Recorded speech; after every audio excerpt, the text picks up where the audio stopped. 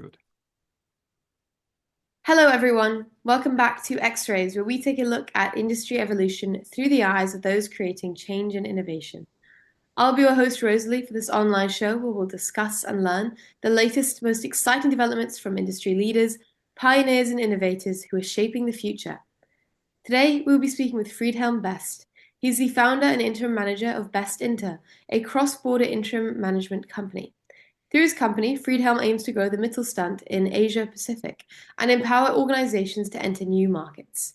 With over 20 years of experience in international business, Friedhelm is an experienced professional who has led market entries and digital transformations for a variety of companies. So without further ado, let us welcome our guest. Friedhelm, how are you doing today? Oh, very good. Thank you. And regards from Singapore. And thank you, Rosalie, for having me on your show. It's a pleasure to be here. Absolutely, so glad to have you here with us today.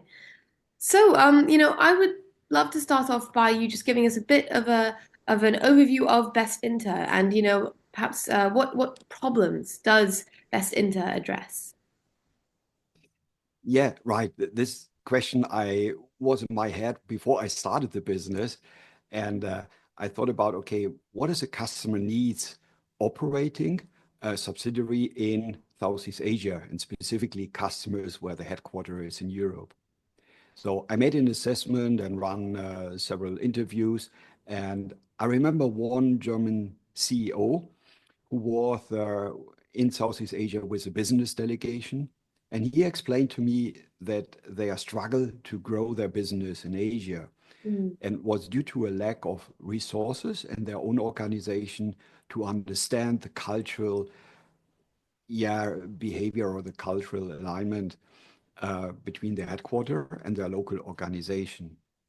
And they were also lacking on a local network where they can rely on.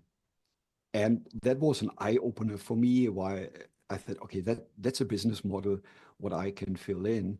And so I targeting mainly companies from Europe who have subsidiaries and local operations in Asia Pacific, and where they have a need for temporary support from an interim manager to lifting up their organization to another level or make a reorganization, whatever. So I started my interim management service located here from Singapore, targeting mainly for European headquartered companies. mm, And I found out the different phases where interim management is required. This is one side is the change phase. So when any restructuring, reorganization, or a turnaround is needed in an organization and need an external resource to fill in and an expert who can manage it. The other is during a transition phase when there is a vacancy on the local management. I don't know, suddenly the managing director left or a relevant management position. So then I can go in as an interim manager and ensure that the operation works seamlessly.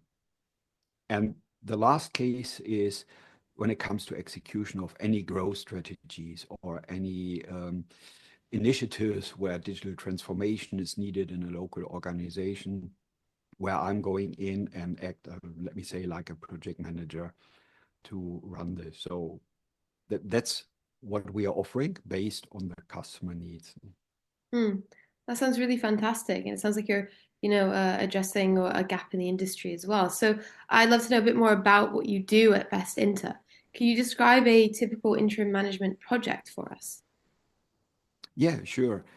So the project management in this case for an interim manager, and that shows already the methodology. So it starts at the beginning to define with the C-level or management board in the headquarter, what is the scope of work and what are the objectives which should be achieved at the end of this interim management assignment.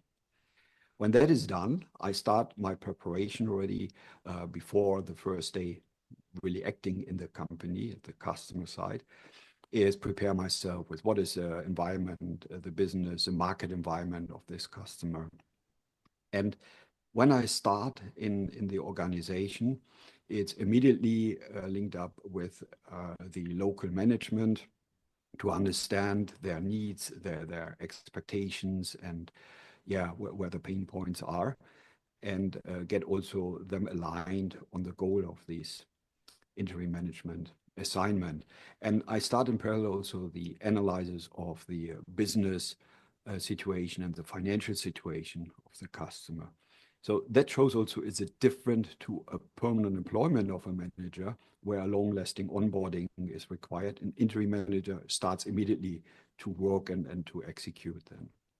Mm. After this analysis is done, and this is just a matter of days, then I'm coming together with the local team to work on the project plan and an action plan. And when this is set and it's aligned with the headquarter, then starts the main phase, which is the execution of it. And that's what interim managers are doing, which is different to a consulting firm, which gives an advice, and then the customers alone. Now, an interim manager execute really in the customer organization.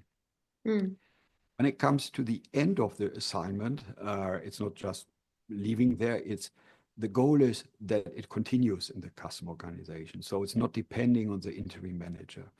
So what I'm doing then is at the end to train the local leadership team on a continuation of that what was implemented, and give also something on hand like a playbook for them so that they can continue. And then I'm stepping out and they continue by themselves, and that is the main goal is then achieved. Mm, mm. Well, that sounds fantastic. And going a bit more into what you do and you as a leader as well, could you tell us a bit more about your background and your experience? Sure, sure. So I'm now living and working in Singapore. I'm here now since more than 9 years, and I'm all the time I was here a managing director and a vice president for the region Asia Pacific. So I was the managing director for the operation in Australia, Singapore, Malaysia, Taiwan, South Korea. So really in a lot of countries here in the region. And I went through with all the operational activities with the local teams, whatever it means from HR point of view, tax point of view, open a new office, etc. So I reorganized the region or all the single entities in a regional organization. I restructured the business, developed new markets, like in Indonesia. We were successful implementing digital solutions for the local railway network.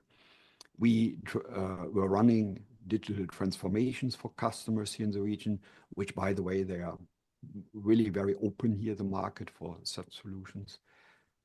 And before I started or relocated here into Southeast Asia, I was responsible for the region Europe and Africa. I was a MD in several European subsidiaries, so I gained also experience there.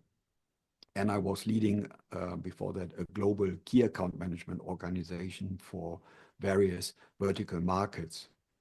So I learned a lot from customer markets like in automotive production, shipbuilding, renewable energies, and oil and gas sector. Mm. My background, where I'm coming from, is precision engineering. And I went in my first job in the electrical industry, electrical automation, electrical power distribution. But I also learned a lot, which helps me today in business administration and engineering. So that's Mm. my background. Well, this all sounds like a valuable experience, like it's informed what you're doing at Best Inter today. And as well, I would, what are you passionate about? What is it that's really driven you to create this company? Yeah, and here comes together what I'm offering now as a service and where I'm passionate about. It's mid-sized companies, and specifically the German, we call it Mittelstand. Mm. These are mainly companies which are family owned. They already exist since generations, and they are very focused on a niche, and they are really a market leader in this niche, and some of them really a global market leader. And so that's fascinating me, this, I would say, business model. And someone created this word for them, how to describe them. They are hidden champions. So they are really good in that, what they are doing, a lot technology driven and since decades. But the word hidden gives also say that there is more potential for them. A lot of them started already the internationalization. And that's where I also, over the last more than 20 years, gained my experience with Mittelstand, how they are going out in the world, following the customers around the world, setting up facilities, service organizations, sales, etc. Mm. And my passion is for Asia Pacific. And I also sharing a lot in associations, or like I'm very active in the German chambers of commerce abroad. And so what I experience, I share now also with others who are interested in to expand into Asia Pacific, and also with my network here, I'm offering also support. And that's also part of this interim management Mm. Mm. service. Well, it sounds like like you're really uplifting then, as well, a part of business that really needs to be uplifted, and that's fantastic.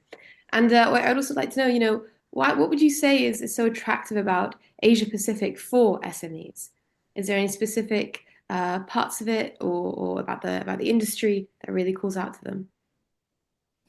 Yeah, look, over the last years, there was always a focus on China, but Asia Pacific is much more. And China is now the number two in the global economy, behind US. And if we look further, there's then Japan, it's number four. And if we take the economy zone of Southeast Asia, they are number four today already. And if we compare Southeast Asia, and this countries are called ASEAN. So these are 10 countries in Southeast Asia, from Vietnam down to Indonesia. And this region is not that well known globally, but there is so much potential in there. And they to become the number four of our economy in the next 5 years. Then they will be the same as the European Union. If we compare both of them, the European Union and Southeast Asia, they are from the territory geographically more or less the same size. But if we look from the population, Southeast Asia has 50% more population than the European Union. But if we look on the how much business is there and the gross domestic product, the GDP, Europe is at 17 trillion US dollar, while Southeast Asia is at 4 trillion US dollar. So there is, I will not say unbalanced, but there is much more to catch up by Southeast Asia. And if we see on the growth rate, over the last years, Southeast Asia had constantly around 5% growth. The European Union, everyone would be happy if there would be something like 5% growth. But here the countries are growing on a faster pace. So that is a potential for all companies from Europe and other parts of the world. And there's so much need and demand here in the market, and technologies and services is required here, that there is a potential for everyone, especially mid-sized companies from Europe. So that's why I see it's so attractive, this market, and will play a wider role in the year to come. Mm. Mm. Well, that's interesting to hear. And then, on the other side of it, what would you say are the pitfalls for foreign companies doing business in Asia Pacific? Right. Where it's a potential, there's on the other side, it's a certain complexity here. Every country is different. It's if you do business in Thailand, it's different to Indonesia, or you can take any country. So it's always very specific. And there's also a lot of pitfalls with that, or challenges. And there's one thing is a cultural difference. So there can companies who said they are struggling, they said there is a misalignment of the cultural fit. And I take an example. I can say this because I'm a German, we are sometimes too much to the point and too straight. While in Asia, it's more like, or at first is the relationship, which is an important point before you talk about business and so on. So that you have to be aware that there is a different way how they conduct here business. They do also business, but they have different values why they count that is the right partner. Mm-hmm. And whatever you think what the business norms are in Europe, they are different here. But you need to know this to deal with that, right? So you need someone who can translate this, build the bridge. Mm. The other is, beside of cultural difference, is to find the right partner. When you operate here, you need a network of partners. If you incorporate your company, or if it is for accounting, tax, HR, or even if for your operations, you need sub-suppliers, service providers. And on the sales side, you need maybe partners in some countries, agents. And yes, there are plenty here, but do they all understand also how with a European company really acting, how they are processing? And we see then that there is a mismatch also where some questions are not understood why they raised, because it doesn't play for the other partner. No, it's not that matter, not that priority. So find the right partner and where you can work with over a long time. It's also relevant. And here, local experts can help with that, find the right partner. Mm. The third thing is the integration of your local operation in your, let me say, global operations or connecting with your headquarter. The companies who have their home market and headquarter in Europe, it's well organized. They have processes, they have departments, teams for all tasks. But a local organization is on a different size. And I saw cases where this local organization was left a little bit alone. They said, oh yeah, they have to do the business anyhow, it's different. But that is also not good, because this local organization don't know how they need really to interface, to interact with the headquarter. And that is, yeah, then it's a disconnect can be happened. One example I experienced where a local manager, a managing director, precisely counted also customers' payments for down payments as revenue. Why the headquarter never did this? So there was, at the end, you couldn't even consolidate the numbers because it was a different base, just from the accounting or finance point of view, one example. So there need be some guidance and to integrate really this local organization and the global organization. Mm. On the other side, you need also not to overdone this. You need to balance it nicely, that you give also freedom to the local organization, that they can adapt to the local customer needs and business behavior. So that need to be balanced. And here also, if someone can build a bridge between headquarter and the local organization, will help these companies to avoid these pitfalls. Well, I can imagine, and it's really interesting to hear all about the pros and the cons, and the things on either side that make it an interesting place to have a business in. And I'd also be interested to know some more about collaboration. Have you collaborated with any other companies or organizations to enhance, Best Inter and expand its reach? If so, can you tell us about those partnerships at all? Yes. So when you act as an interim manager, it's mainly your own capabilities where you contribute to the customers. The important thing is how the customer and the interim manager comes together. So it's like the best would be there's a market for that. But traditionally, yes, there is. These are so-called interim management providers. They have a pool of interim managers where they can say, oh, dear customer, yes, for your project, I have here this and this candidates. Nowadays, it changed more also here to an online platform, to a digital solution. And I work with a Swiss company here. It's called United Interim. And one of the founders Dr. Harald Schönfeld. He was over the last year the coach for me before I started my company, and together with his partner Jürgen Becker, they build a platform where companies can go into and say, I need an interim manager for a certain period, a certain qualification, and the interim managers are there and they match together without a middleman. So it's now the more, let me say, digital way how this will be happened, that the match of companies and interim managers. They ensure also certain quality of this, because at the end it's a lot of trust and that the interim manager has the right qualification. So they both ensure that there's a high quality, and you need to go through a certification process. So I'm certified by United Interim as interim manager, and that is in Europe well established.